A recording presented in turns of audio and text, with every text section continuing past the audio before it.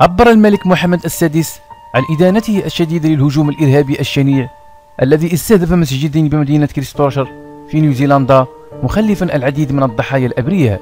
وأعرب الملك في برقية تعزية ومواساة بعث بها إلى باتسيريدي الحاكمة العامة لنيوزيلندا عن إدانته الشديدة لهذا الاعتداء العنصري والإرهابي الآثم الذي استهدف مصلين آمنين في انتهاك بغيض لحرمة دور العبادة وللقيم الإنسانية الكونية للتعايش والتسامح والإخاء.